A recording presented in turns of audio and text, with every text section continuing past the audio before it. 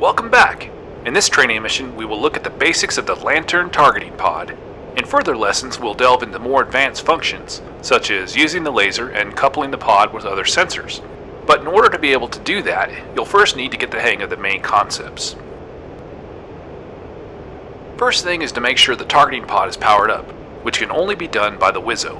Go ahead and switch to the back seat by pressing 2, or whatever you have bound in the sim when the instructors weren't watching. Alright, the TGT FLIR power switch is on the left console. Make sure to turn it on. While you're here, you might also want to arm the laser switch by pushing it forward. You'll notice that the Lantern display has appeared on the left MPD. Return to the front cockpit and we'll continue the lesson there. We could do it here in the back, but I bet you didn't set up the left and right hand controller buttons yet. Alright, I promise we'll do some lessons specifically for the Wizzo later on, okay? Okay, bring up the targeting pod display on the right MPD by pressing push button 11, followed by push button 12. Now take command of the right MPD by pressing the castle switch right long. Good! The first thing we'll cover is slewing the T-pod around, which is done using the TDC control on the throttle. Go ahead and check how it works. As the pod's line of sight is moving, a number of things dynamically change on the screen. Let's quickly go through the most important items you can see. A green open square is the LOSQ. It represents the line of sight of the pod relative to the aircraft. If it's in the top of the screen and in the center, the pod is looking straight ahead. Bottom and center means it's looking behind. Dead center means it's looking directly under the aircraft, and so on. Go ahead and move the pod around some more, observing the position of the Q and the changing values in the top left corner of the display. Please note that it is also visible on the HUD, as long as it stays within the HUD limits, of course. The values in the top left corner I just mentioned is the Q local position in azimuth left or right and elevation up and down, all in degrees with respect to the aircraft. Below that is the slant range in nautical miles to the point the pod is currently looking at on the surface of the Earth. Information in the top right corner of the screen gives you exact coordinates of the point the pod is currently looking at, as well as the elevation in feet. The digits in the bottom right show the bearing and distance from the bullseye to the point the pod is currently looking at. Finally, the arrow with the letter N on top is an indication of magnetic north in relation to the sensor's line of sight, which means it will rotate as you move the targeting pod around. Very good! At this point you may be wondering how to quickly make the pod look straight ahead again, as chances are it's, as Tyrone put it, at a funny angle.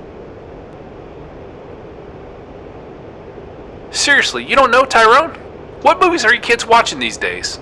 Anyway, in order to quickly return to snowplow mode, long press the auto acquisition switch forward. You can also cue the pod to different sources such as nav, radar, SIT, and so on. We will cover the details in another lesson, and here we will only quickly touch upon the quick step between sequence points. It is possible to tell the pod to jump directly to a desired steer point or move through them in sequence. For the latter, press the coolie switch up short or press push button 17 to switch to the higher steer point. Try both methods now.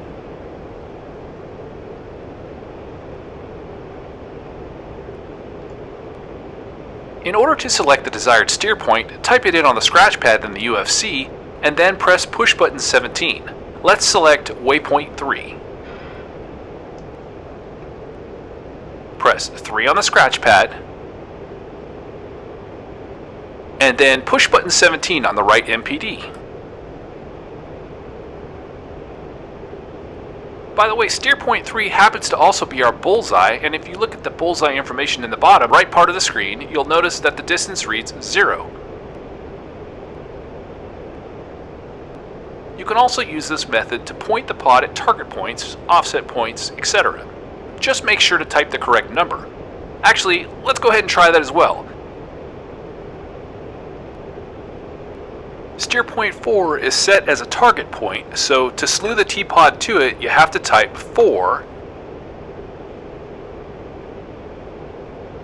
followed by a dot,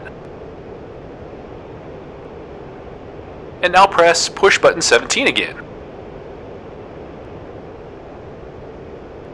Alright, time to move the T-pod field of view, which determines the magnification of the pod. There are 3 settings: wide, narrow, or expanded. If you didn't mess anything up, you should be in the wide field of view, and you should see 4 brackets around the cross in the middle of the display. These show you what you will see when you enter the narrow field of view, offering magnification level of 8. To switch between different fields of view, press Auto Acquisition Switch forward short. Do it now a few times.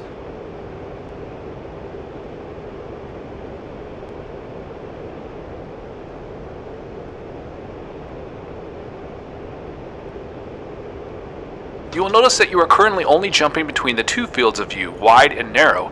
In order to enable the expanded field of view, you have to first box the legend next to push button 14. Do it now.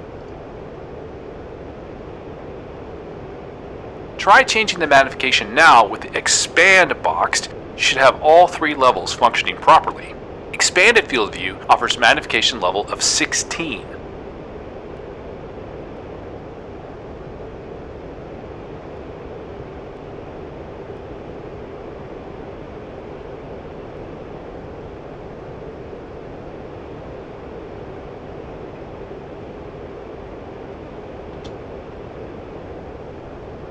The final thing for today is switching the video polarity between white hot and black hot. In the front cockpit, this can be done by pressing push button 5. I'm sure you're dying to learn what the functions of the push buttons at the bottom of the screen are. I'll tell you, but not today. These require a separate lesson, just as using the laser does. I think you've learned enough for today. No, seriously, it makes no sense to do those 25-minute long training sessions that cover 5 different things and are too complex to comprehend in one go. Better to divide them into shorter lessons. Trust me, I've seen the Harrier tutorials. I know.